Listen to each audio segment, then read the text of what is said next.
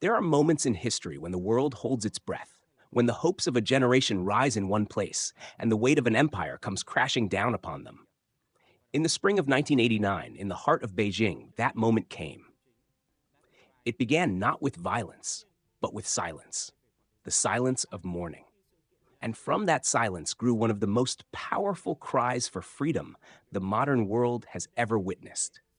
This is the story of the Tiananmen Square movement, a moment that divided a nation, changed the course of history, and still echoes across China's memory today. It started years before the world was watching. In the mid-1980s, China was awakening from decades of isolation. The economy was opening. Foreign ideas were pouring in, and young people were beginning to dream of a future different from the one their parents had known.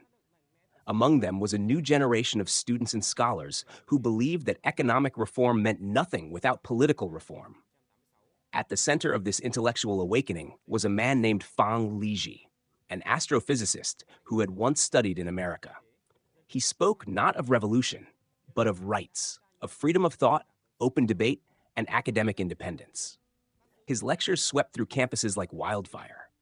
But in a system built on control, even words could be dangerous. By the end of 1986, protests inspired by Fang's speeches erupted in cities across China. Students demanded transparency, democracy, and freedom of speech. The government's response was swift.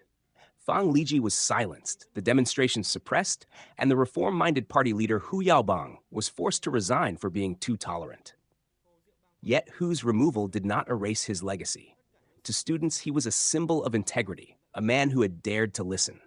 And when he died suddenly of a heart attack on April 15, 1989, grief turned to outrage. Within days, tens of thousands of students poured into Tiananmen Square, the symbolic heart of the nation, to honor him. They came with candles, banners, and songs. What began as a vigil of mourning became something far greater, a call for reform, for freedom, for dignity. At first, the government did not act, but as the crowd swelled to hundreds of thousands, the leadership began to fracture.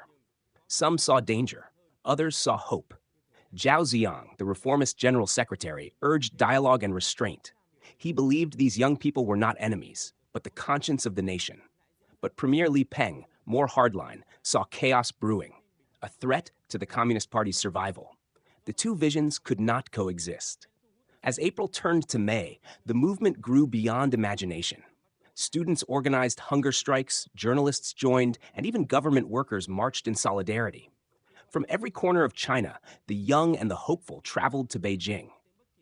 International media arrived for a historic moment. The long-awaited meeting between Deng Xiaoping and Mikhail Gorbachev, signaling the end of the Sino-Soviet split. But instead of diplomacy, the world's cameras turned toward the square, where banners of democracy and freedom fluttered under the same sky as the red flags of the People's Republic. For the first time, the eyes of the world were watching China's youth, and China's government was watching the world watch them. Then came a decision that would change everything. On May 20th, 1989, the government declared martial law. Over 250,000 soldiers were ordered into Beijing to restore order. But the people, ordinary citizens, stood in their way. They blocked trucks, formed human chains, and pleaded with soldiers not to fire on their own people. Many soldiers wept. Some refused to move. For days, the city itself became a living symbol of defiance. By early June, tensions reached a breaking point. In the corridors of power, reformers like Zhao Ziyang were pushed aside. He visited the square one last time, walking through the crowd at dawn. He spoke softly through a megaphone, his voice trembling. "I have come too late. You have been right to fight for a better China." Then he disappeared from public life, a fallen reformer in a system that no longer tolerated dissent. And so, on the night of June 3rd, the army was ordered to move in. From the western, southern, and eastern edges of Beijing, convoys of tanks and armored vehicles advanced toward Tiananmen Square. Crowds tried to stop them. Unarmed citizens, mothers, students, factory workers. They built barricades, shouted for peace, and threw their bodies in front of the machines. Some soldiers fired into the air, others into the crowds. In the chaos that followed, fire and fear engulfed the city. By dawn on June 4th, the square was surrounded. Student leaders negotiated to leave peacefully. By sunrise, they were gone. And by morning, the People's Liberation Army stood where freedom once had. Even now, the question remains, was it a massacre or a tragedy born of chaos? The answer depends on whom you ask. Western journalists and survivors described soldiers firing into unarmed civilians and tanks crushing protesters. They called it the Tiananmen Massacre. But others, including foreign diplomats stationed in Beijing, claimed that most of the deaths occurred not in the square itself, but in the streets leading to it, where enraged crowds had attacked soldiers and the military responded with lethal force. One declassified U.S. diplomatic cable from 2012 reported that there was no mass shooting inside Tiananmen Square. According to that account, violence erupted on the approaches, not the square. Even now, the truth remains a puzzle of conflicting testimonies, the facts buried under layers of fear, loyalty, and censorship. Let's pause for a second.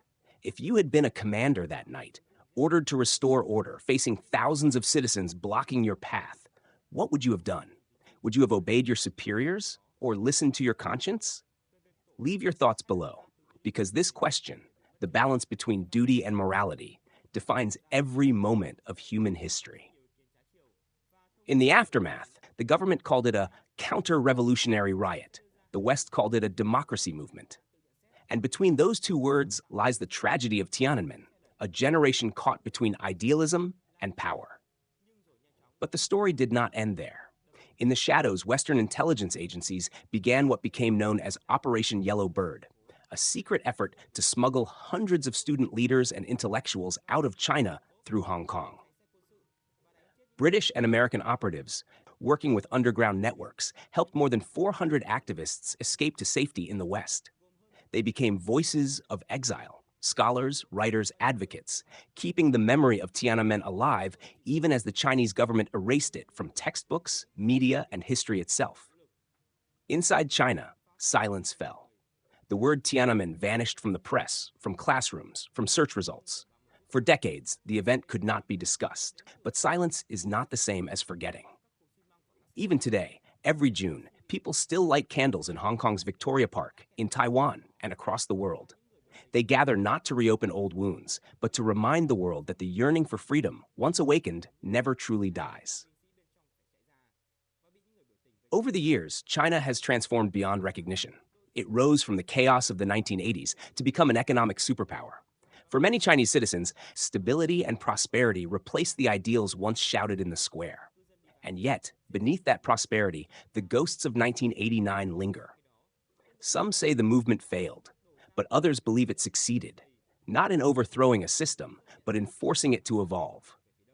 The government learned that change must come from within, not from chaos. The people learned that freedom is never free, and that truth, no matter how tightly it's held, eventually finds its way through the cracks. Today, Tiananmen Square stands as a symbol of both pride and pain. It is a place where parades march and tourists smile for photos. And beneath those stones lie the memories of a night when hope met fear and courage met consequence. Time has tried to bury it, but memory endures. And perhaps that is the truest legacy of Tiananmen, that even when history is rewritten, the human heart keeps its own record, because freedom can be silenced but never erased. And somewhere, in the quiet corners of Beijing, someone still remembers the chants, the candles, the courage. Thanks for watching USA Pulse and Perspective, where truth meets insight. Don't forget to like, share, and subscribe for more in-depth stories about America and the world.